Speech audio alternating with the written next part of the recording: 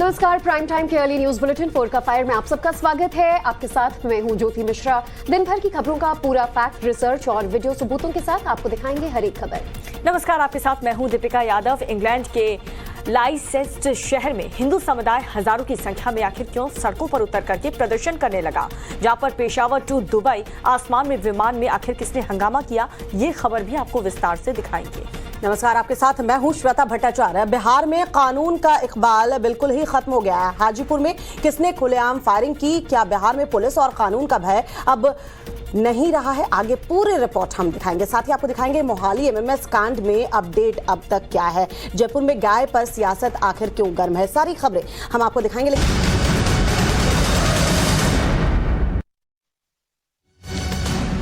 एक बड़ी खबर इस बीच आ रही है। संजय राउत के घोटाले का पूरा कच्चा चिट्ठा सामने आ चुका है। नवभारत के पास ये एक्सक्लूसिव चार्जशीट है जो संजय राउत के खिलाफ दायर की गई। पात्रा चौल घोटाले में राउत की मिली भगत का इस चार्जशीट के जरिए पूरी तरह से खुलासा हो रहा है। बड़ी खबर इस वक्त की।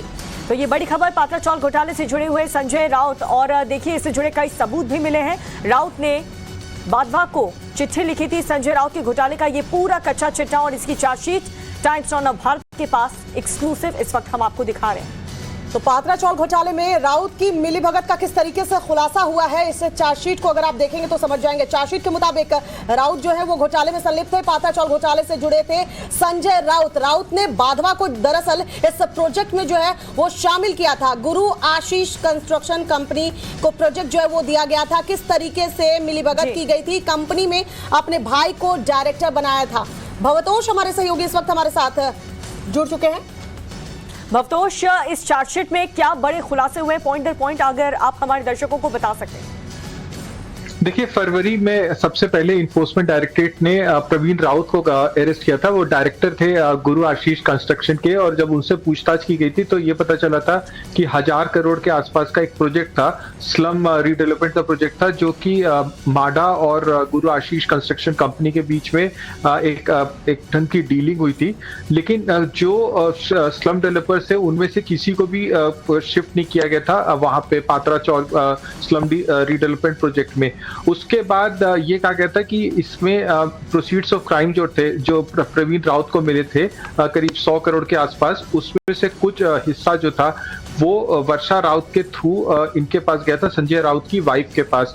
माधुरी राउत ने एक अनसिक्योर्ड लोन दिया था वर्षा राउत को, और ये लोन के थ्रू उसने जो था वो वर्षा राउत ने करीब एक दादर में फ्लैट लिया था। उसके अलावा अलीबाग में एक बीच में उन्होंने एक प्रॉपर्टी भी ली थी। ये दोनों डायरेक्ट लिंक इस्टेब्लिश करता है वर्षा राउत और माधुरी राउत के रिलेशनशिप का, फाइनेंशियल ट्रांजैक्शन के रिलेशनशिप का। उसके अलावा भी इन लोगों ने इस्टेब्लिश किया था कि प्रवीण राउत और संजय राउत के बीच में भी बहुत सारी डीलिंग हुई थी। ये डीलिंग इस टाइप से थी कि जैसे उनका एयर टिकट बुक करना, उनके होटल स्टे को बुक करना। सो इन लोगों के बीच में काफी सारे ऐसे संबंध थे जिससे कि साफ ये लगता है जो प्रोसीड्स ऑफ क्राइम थे वो डायरेक्टली जो था वो प्रवीण राउत संजय राउत को दे रहा था। अपडेट्स आपसे लेते रहेंगे। बिल्कुल, इस बीच देखिए संजय राउत के खिलाफ जो चार्जशीट है वो एक्सक्लूसिव तौर पर टाइम्स नाउ नवभारत के पास मौजूद है, और इस वक्त मेरे हाथ में वो चार्जशीट है। ईडी द्वारा जो शिकायत की गई थी उस पूरे मामले में जो चार्जशीट दायर की गई है कोर्ट में, पीएमएलए कोर्ट में, इस पूरे मामले में क्या खुलासे संजय राउत के खिलाफ हो रहे हैं ये जिक्र किया गया है। पूरे 5 आरोपियों का नाम इसमें शामिल है। आरोपी जो बताए जा रहे हैं, सबसे पहला आरोपी राकेश कुमार वाधवान, दूसरा आरोपी सारंग कुमार वाधवान, तीसरा आरोपी प्रवीण राउत, चौथे आरोपी गुरु आशीष कंस्ट्रक्शन प्राइवेट लिमिटेड, और 5वां बड़ा वीआईपी आरोपी है संजय राउत, 62 साल। पूरा डेटा इसमें उनके खिलाफ मौजूद है। जो अहम फैक्ट्स इस पूरे चार्जशीट में मेंशन किए गए हैं वो भी आपको बता देते हैं। पहले तो विस्तृत तौर पर पूरा मामला समझाया गया, इसके बाद इस पूरे चार्जशीट में जो इस वक्त एक्सक्लूसिव तौर पर टाइम्स नाउ नवभारत की स्क्रीन पर हम आपको दिखा रहे हैं, उसमें यह भी लिखा है कि flow of POC and projection of transaction, यानी कि ये ट्रांजैक्शन कब कब हुए। 2009 से 2010 के बीच प्रवीण राउत के अकाउंट से लगभग 55 लाख रुपए वर्षा राउत के अकाउंट में डाले गए। प्रथमेश डेवलपर द्वारा लगभग 37 लाख रुपए वर्षा राउत और संजय राउत के अकाउंट में डाले गए, जो इस चार्जशीट में बाकायदा मेंशन है। और संजय राउत अब तक इन तमाम बातों से इनकार कर रहे थे। हमारे सहयोगी लगातार इस पूरे मामले पर हमारे साथ जुड़े हुए हैं। देखिए, एक बात जो सामने आ रही कि संजय राउत ने साफ तौर पर किसी भी तरह से पात्रा चौल घोटाले में अपने इन्वॉल्वमेंट की बात को इनकार किया था, लेकिन सामने आ रहा है कि किस तरह से अलग अलग ट्रांजैक्शंस हुए और इस पूरे मामले में वर्षा राउत के नाम पर पैसे उनके अकाउंट में डाले गए हैं। भले ही मना किया हो कि उनका कोई डीलिंग नहीं थी प्रवीण राउत के साथ, लेकिन अक्टूबर 2020 में पहला सम्मन वर्षा राउत को दिया गया था। तब उन्होंने ये कहा था कि क्योंकि वो महा विकास अघाड़ी सरकार के एक बहुत इंपॉर्टेंट लीडर हैं, इस वजह से उनको तंग करने के लिए ये सम्मन दिया गया था। एकदम डायरेक्ट रिलेशनशिप था वर्षा राउत और माधुरी राउत के बीच में। माधुरी राउत प्रवीण राउत की पत्नी है और उन्होंने एक अनसिक्योर्ड लोन, जैसे हम पहले बता रहे हैं आपको, करीब 55 लाख रुपए के आसपास, 80 लाख रुपए के आसपास का लोन दिया था। और जैसे ही उनकी क्वेश्चनिंग शुरू हुई थी तो वर्षा राउत ने माधुरी राउत के अकाउंट में 55 लाख रुपए दिए थे। इससे साफ एक ढंग से अगर हम बोले तो कल्पेबिलिटी प्रूव होती है, क्योंकि जैसी जब ईडी ने इन्वेस्टिगेशन शुरू किया था तो पैसा वापस देने की एक कोशिश की गई थी। इसके अलावा देखिए, एक बहुत इंपॉर्टेंट डेवलपमेंट इस साल के अप्रैल के आसपास हुआ था, जब इन्फोर्समेंट डायरेक्टरेट ने एक अटैचमेंट किए थे, 2 अटैचमेंट किए थे। एक दादर में इनकी एक प्रॉपर्टी, इनकी एक फ्लैट था, उसको अटैच किया था। उसके अलावा एक अलीबाग में भी 2 प्रॉपर्टी थी, उसको अटैच किया था। तो साफ तौर से ये देखा जाता है कि संजय राउत का डायरेक्ट बेनिफिशियल रिलेशनशिप था प्रवीण राउत के साथ। जिस बात को नकारते आए हैं संजय राउत, अब चार्जशीट में तमाम वो बातें कही गई हैं। भवतोष हमारे साथ है, शिवानी हमारी सहयोगी भी जुड़ी हुई है, शिवानी का रुख कर लेते हैं। शिवानी, जिस बात को नकारते आए थे संजय राउत, अब सिर्फ संजय राउत ही नहीं, उनकी पत्नी की भी मुश्किलें बढ़ती नजर आ रही हैं। सीधे सीधे चार्जशीट में आरोप लगाया गया है, किस तरीके से मिलीभगत की गई, किस तरीके से प्रॉफिट लिया गया, किस तरीके से पैसों की हेरफेर हुई है पात्रा चौल घोटाले में। जी बिल्कुल, लेकिन अगर इस पूरी चार्जशीट को बहुत अच्छे से स्कैन किया जाए, दोनों पति पत्नी की अगर हम बात करें, तो एक चीज़ बहुत महत्वपूर्ण समझ में आती है कि लगातार उनकी पत्नी के बैंक अकाउंट में जो 55 लाख रुपए के ट्रांजैक्शंस हुए थे, जिसको ईडी ने साफ तौर पर चार्जशीट में मेंशन किया है कि संजय राउत ने लगातार इन्वेस्टिगेशन को हैम्पर करने की कोशिश की। लगातार उन्होंने इस बात को इनकार किया कि बैंकिंग ट्रांजैक्शन जो हो रहे हैं उसकी उन्हें जानकारी नहीं थी, जबकि उनकी जो पत्नी है उनके दिए गए स्टेटमेंट में उन्होंने साफ कहा है कि जितने भी ट्रांजैक्शंस बैंक में हुए थे, जितनी भी डील बनाई गई थी, उनके नाम के जरिए उन सभी की जानकारी संजय राउत को ही है। और इसी सारे स्टेटमेंट को संजय राउत ने खारिज किया था। यानी कि साफ है कि पति और पत्नी दोनों के स्टेटमेंट्स बिल्कुल अलग हैं।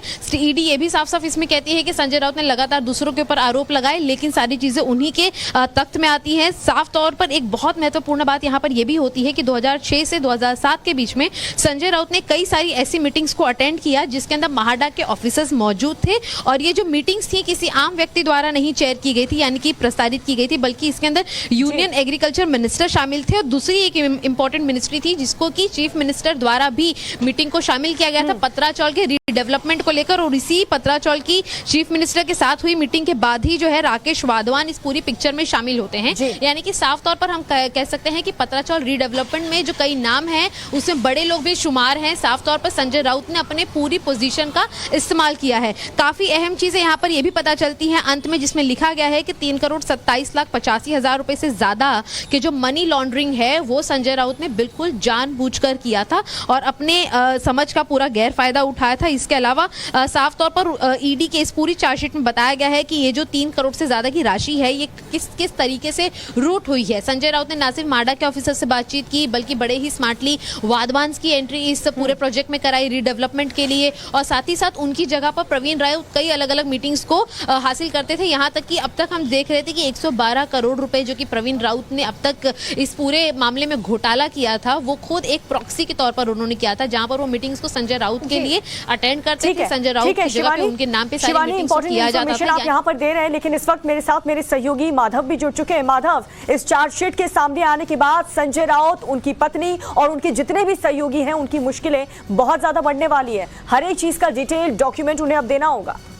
बिल्कुल, जैसे शिवानी और भवतोष में बता रहे थे, एक बहुत इंपॉर्टेंट बात यहाँ पर सामने आती है कि किस तरह मेसर्स गुरु आशीष कंस्ट्रक्शन प्राइवेट लिमिटेड का यहाँ पे डिटेल दिया गया है। ये बताया गया है कि उन्होंने संजय राउत ने प्रवीण राउत को और उनके प्रॉक्सीज को एक कॉन्फिडेंट के रूप में डायरेक्टर बनाया गुरु आशीष कंस्ट्रक्शन प्राइवेट लिमिटेड में, और इस एग्रीमेंट में जो सोसाइटी और महाडा के द्वारा की गई थी उसमें उन्हें रिहेबिलिटेशन 600 72 टेनेंट्स की करनी थी और रिहैबिलिटेशन 767 स्क्वायर फीट की, उसमें 672 टेनेंट्स और फ्लैट्स बनाने थे जो कि 1,11,000 और 476 स्क्वायर मीटर्स की थी फॉर माडा।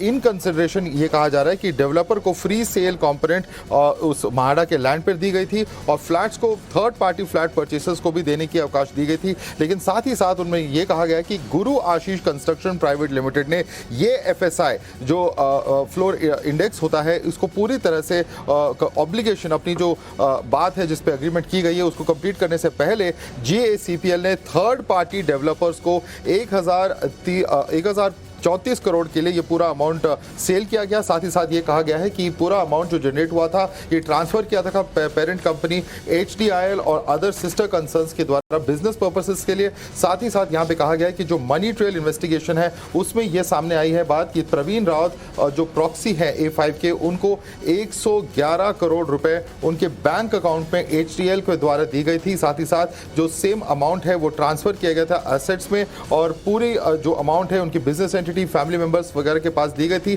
संजय राउत इस पूरे मामले में उनको पूरी जानकारी थी और ये प्रोसीड्स ऑफ क्राइम जनरेट करने में संजय राउत का भी हाथ था और एक्विजिशन ऑफ एसेट्स दूसरे एंटिटीज को ट्रांसफर किया गया था। इस सब की जानकारी संजय राउत के पास थी। इसके साथ यही कहा गया है कि संजय राउत ने इस पूरे अमाउंट को यूज किया है जमीन के खरीदने में। किहीम नाम की एक जगह है अलीबाग में जहां पे ये कंफर्म किया जाता है कई लोग जिन्होंने इनको बेचा है संजय राउत को। साथ ही साथ ये कहा गया कि जो कैश कंपोनेंट जनरेट हुआ था प्रोसीड्स ऑफ क्राइम से वो अक्यूज्ड A1, A2 और A3 को दिया गया था। और एक और अहम बात यहाँ सामने आ रही है कि ये जमीन और कहाँ खरीदी गई थी। ये कहा गया है कि जो कैश विड्रॉल्स और मोडस ऑपरेंडी राकेश वधावन, सारंग वधावन जो A1 और A2 है, अक्यूज 1 और अक्यूज 2 इस पूरे केस में, इसमें साफ नजर आता है कि क्या डिजाइन था। ये पूरी तरह से एक साजिश थी और इस पूरे क्राइम के प्रोसीड जो पैसे बनाए गए इस पूरे क्राइम के द्वारा ये बेनिफिट A1, A2, A3 और A5 को दिया गया था। और इस तरह की क्राइम की प्रोसीड्स के द्वारा संजय राउत ने और एसेट्स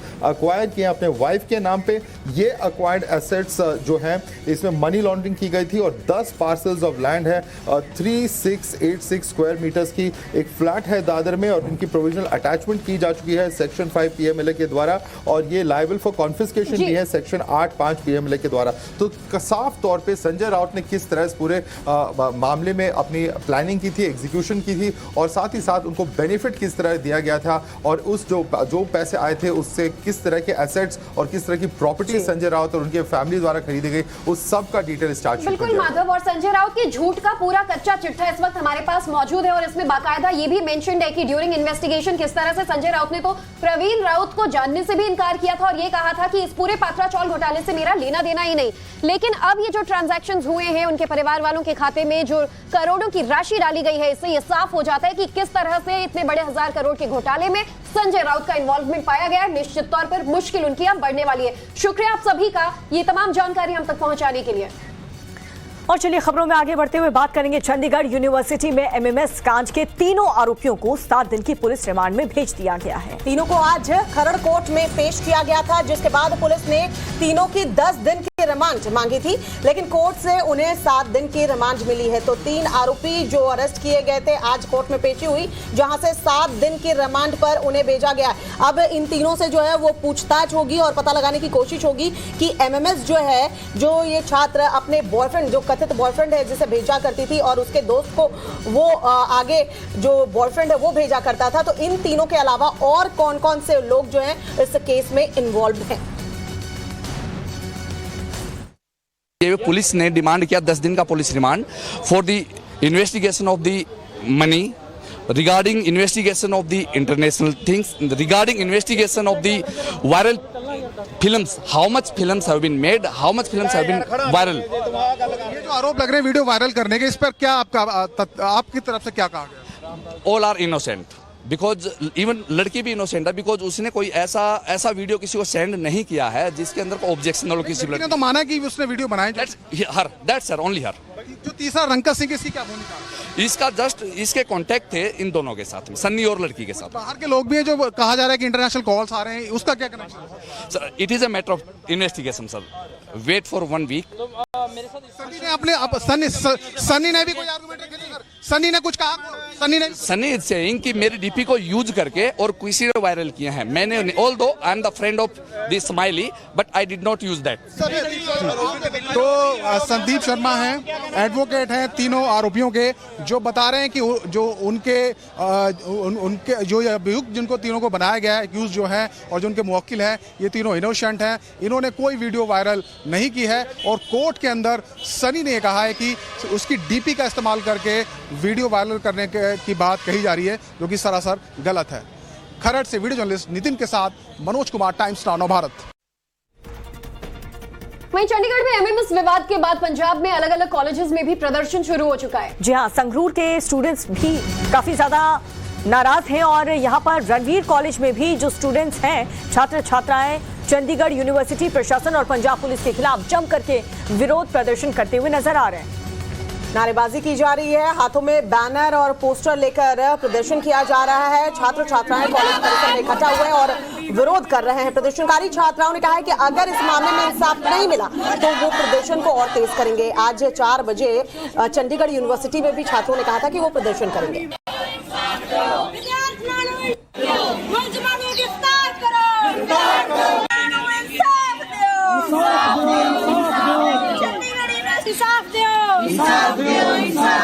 चंडीगढ़ यूनिवर्सिटी विद्यार्थियों इंसाफ दो। और चलिए खबरों में आगे बढ़ते हुए बात करेंगे इंग्लैंड की, जहां पर इंग्लैंड में पाकिस्तानी गुंडे आखिर बार बार क्यों हिंदुओं को निशाना बना रहे हैं। कभी हिंदुओं पर हमला किया जाता है, कभी धार्मिक आस्था पर चोट पहुंचाई जा रही है। पाकिस्तान के कट्टरपंथी ताजा हमला जो है वो लिसेस्टर शहर में इन्होंने किया है, जहां कट्टरपंथियों ने भगवा झंडे को उखाड़ फेंका है। क्रिकेट की लड़ाई सड़कों तक कैसे आ गई, देखिए पाकिस्तानियों की पूरी करतूत। इंग्लैंड के लाइसेस्टर शहर में हिंदू प्रदर्शन कर रहे हैं। हजारों लोगों की भीड़ सड़कों पर उतरी और प्रदर्शन कर रहे ये लोग जय श्री राम के नारे लगाने लगे। आप सोच रहे होंगे कि ये लोग आखिर विदेश में रहकर ऐसा क्यों कर रहे हैं। आखिर इनके साथ ऐसा क्या हुआ कि इन्हें सड़कों पर उतरकर जय श्री राम के नारे लगाने पड़े। तो इसके पीछे की वजह भी आपको बता देते हैं। रविवार को लाइसेस्टर शहर में हिंदू समुदाय के लोग अपने खिलाफ हुई हिंसा को लेकर शांतिपूर्ण प्रदर्शन कर रहे थे। इस प्रदर्शन के दौरान एक खास समुदाय का शख्स आता है और भारी पुलिस बल के सामने ही वहां लगे हुए भगवा झंडे को उखाड़ कर फेंक देता है। इस शख्स की इस हरकत के बाद एक बार फिर से हिंसा भड़क जाती है और लोग आपस में मारपीट करने लगते हैं। पुलिस मारपीट करने वालों को रोकने की कोशिश करती है और हिंसा करने के आरोप में 15 लोगों को गिरफ्तार कर लिया जाता है। बताया जा रहा है कि शहर में 28 अगस्त को भारत पाकिस्तान के मैच के बाद हुई हिंसा के विरोध में कुछ हिंदू प्रदर्शन कर रहे थे, जिसके बाद मौके पर खास समुदाय के लोग भी वहां पहुंच गए और वहां पर हिंसा भड़क गई। चलिए आपको दिखाते हैं कि इस देश की महिलाओं ने हिजाब को उतार फेंका है। हिजाब के खिलाफ हजारों महिलाओं ने जंग ऐलान कर दिया है। जी हाँ, कहीं हिजाब जलाया जा रहा है तो कहीं पर सरकार के खिलाफ नारेबाजी हो रही। तो क्या अमीनी की शहादत महिलाओं को हिजाब से आजादी दिला पाएगी, देखिए हमारी ये रिपोर्ट। ईरान में हिजाब पर संग्राम। हिजाब उतारा तो महिला को मार डाला। हिजाब उतारने की सजा मौत। बेटी को इंसाफ दिलाने के लिए सड़कों पर उतरी महिलाएं। ईरानी महिलाओं ने फेंक दिए हिजाब। ईरान में 22 वर्षीय महसा अमीनी को हिजाब नहीं पहनने की कीमत जान देकर चुकानी पड़ी। पुलिस हिरासत में अमीनी की मौत हो गई। बताया जा रहा है कि पुलिस ने गिरफ्तार कर लिया था उसे और उसे इतना प्रताड़ित किया गया कि हिरासत में ही उसकी तबीयत बिगड़ने लगी और वो कोमा में चली गई, जिसके बाद अमीनी की मौत हो गई। इस घटना के बाद ईरान की महिलाएं आक्रोशित नजर आ रही हैं। राजधानी तेहरान समेत तमाम शहरों में महिलाओं ने हिजाब के खिलाफ जंग ऐलान कर दिया है। विरोध में महिलाएं हिजाब को जलाती नजर आईं। तेहरान में महिलाओं ने सरकार विरोधी नारे लगाए और जोरदार प्रदर्शन किया। ईरानी महिलाओं का कहना है कि अमीनी की मौत नहीं बल्कि उसकी हत्या की गई। देखिए कैसे ईरानी महिलाएं हिजाब के विरोध में अपने बाल काट रही हैं। महिलाओं का कहना है कि वो लैंगिक भेदभाव से तंग आ चुकी हैं। जेल में बंद आसाराम के समर्थक हैं। झुंझुनू के अल्सीसर इलाके में लोगों ने आसाराम के समर्थकों की जमकर धुलाई कर दी। काफी देर तक बीच सड़क पर हंगामा होता रहा। अब ये पूरा मामला क्या है वो भी समझ लीजिए। इलाके में आसाराम के समर्थक उनका प्रचार कर रहे थे। घरों और दुकानों में उससे जुड़ी किताबें जाकर बेच रहे थे। तब एक स्थानीय युवक ने उनसे आसाराम के जेल जाने को लेकर सवाल किया तो आसाराम के समर्थक भड़क गए और उन्होंने उस स्थानीय युवक पर हमला कर दिया। जब इसकी जानकारी ग्रामीणों को लगी तो इकट्ठा हो गए और आसाराम के अनुयायियों की जमकर पिटाई कर डाली। काफी देर तक बीच सड़क पर यह हाई वोल्टेज ड्रामा चलता रहा, जिसके बाद गांव वालों ने आसाराम के अनुयायियों को पुलिस के हवाले कर दिया। पुलिस ने थाने ले जाकर उन लोगों के आईडी प्रूफ देखे और उन्हें छोड़ दिया गया, लेकिन उनकी गाड़ी को जब्त कर लिया गया है। ग्रामीणों का कहना था कि आरोपी जबरन किताब लेने का दबाव बना रहे थे और किताब न लेने वालों से बदसलूकी भी की जा रही थी। आपको बता दें कि यौन शोषण के आरोप में आसाराम अभी जेल में बंद हैं। बिहार में सरकारी तंत्र फेल हो चुका है। कानून व्यवस्था पटरी से पूरी तरह से उतर चुकी है। सूबे में क्राइम चरम पर है। अपराधी खुलेआम सड़कों पर तांडव मचा रहे हैं। बेगूसराय के बाद हाजीपुर में भी ताबड़तोड़ फायरिंग हुई और 1 मिनट की इस रिपोर्ट में आपको दिखाएंगे कैसे बिहार में जंगल राज की वापसी होती नजर आ रही है।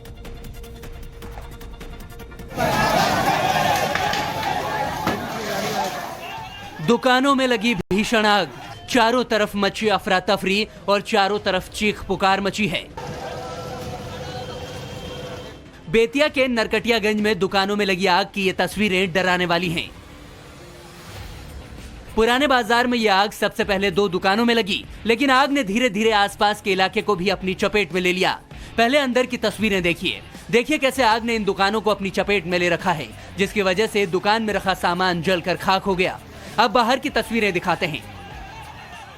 मौके पर फायर ब्रिगेड की टीम पहुंची है, लोगों की भीड़ लगी है और आसपास के इलाके से आग की भीषण लपटें उठती दिखाई दे रही हैं। लोगों को बचाने के लिए रेस्क्यू ऑपरेशन भी चलाया गया, लेकिन रेस्क्यू ऑपरेशन के दौरान 2 लोगों के झुलसने की खबर है। फायर ब्रिगेड की गाड़ियों ने कई घंटों की मशक्कत के बाद आग पर काबू पाया। बताया जा रहा है कि रविवार की रात इन दुकानों में शॉर्ट सर्किट की वजह से आग लगी थी।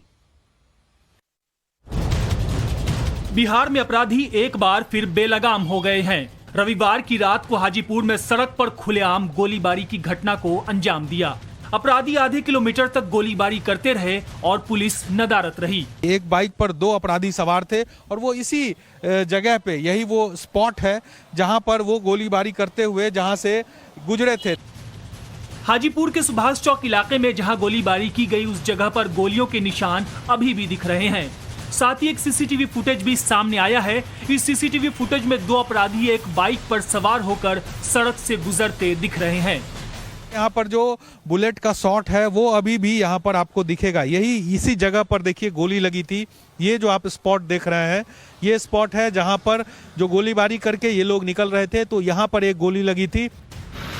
पुलिस सीसीटीवी की मदद से अब इन 2 बाइक सवारों की तलाश में जुट गई है। आपको बता दें कि बिहार के बेगूसराय में कुछ दिन पहले ही इस तरह की वारदात हुई थी, जिसमें एक शख्स की मौत हो गई थी। उधर कर्नाटक के कलबुर्गी में किसने बीच सड़क में एक शख्स को उतार दिया मौत के घाट। भीड़ के सामने इस शख्स को कैसे लोगों ने तमाशा बनाया, ये आपको दिखाते हैं इस रिपोर्ट में।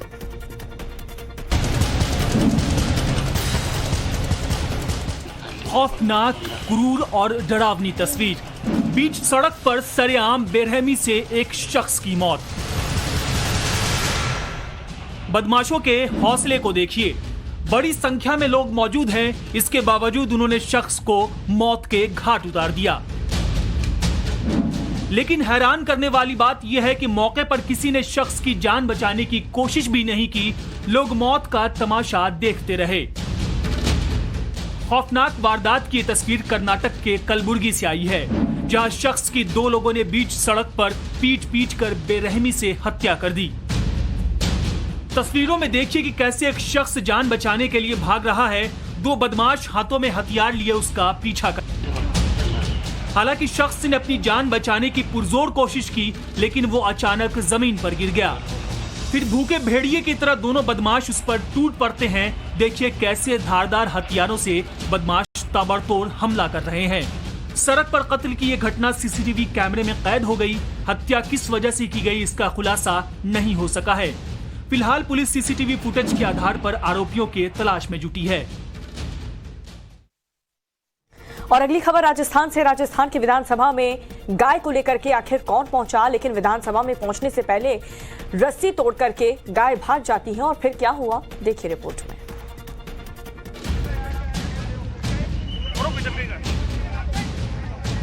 गाय को लेकर राजस्थान में सियासत गर्म है। राजस्थान में लंपी बीमारी को लेकर बीजेपी और कांग्रेस में संग्राम छिड़ा है। पुष्कर से बीजेपी के विधायक सुरेश सिंह रावत लंपी बीमारी और गायों की मौतों को लेकर विरोध जताने एक गाय लेकर विधानसभा पहुंच गए। हैरानी की बात तो ये रही कि विधानसभा के बाहर से ही गाय रस्सी छुड़ाकर भाग गई। गाय सड़क पर इस कदर भागी कि गाड़ियों से गुजर रहे लोग भी घबरा गए। गाय भागने के बाद विधायक रावत ने कहा कि सरकार और पुलिस से नाराज होकर गाय भागी है। गाय की नाराजगी उनसे नहीं है, क्योंकि उन्होंने लंपी बीमारी को लेकर अपने फंड से 10 लाख रुपए दिए हैं। उन्होंने कहा कि विधानसभा में लंपी और गायों की मौत का मुद्दा उठाया जाएगा। आरएलपी के विधायकों ने विधानसभा के वेल में आकर लंपी से गायों को बचाने के लिए स्लोगन लिखी तख्तियां लहराई। बेजुबान पर जुल्म की इंतहा की ऐसी तस्वीर आपने देखी ना होगी। तस्वीरें जोधपुर से सामने आई हैं, पूरी कहानी ये तस्वीरें बयां कर रही हैं।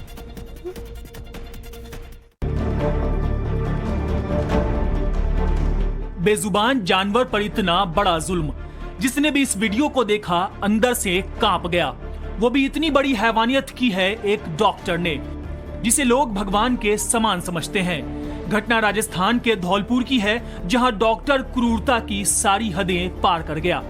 दरअसल स्ट्रीट डॉग डॉक्टर के घर में घुस गया था, जिसके बाद डॉक्टर गुस्से से लाल हो गया। उसने डॉगी को अपनी गाड़ी में बांधकर करीब 5 किलोमीटर तक घसीटा। बेजुबान डॉगी के इन जख्मों को देखिए। डॉगी दर्द से कराह रहा था, फिर भी डॉक्टर का दिल नहीं पसीजा। रास्ते से गुजर रहे लोगों ने डॉक्टर की कार रुकवाकर कुत्ते को छुड़वाया। डॉगी के साथ क्रूरता का वीडियो सोशल मीडिया पर वायरल हो गया, जिसके बाद मेनका गांधी ने जोधपुर पुलिस को फोन किया, जिसके बाद डॉगी को अस्पताल में भर्ती कराया गया और डॉक्टर के खिलाफ पशु क्रूरता का मुकदमा दर्ज हुआ।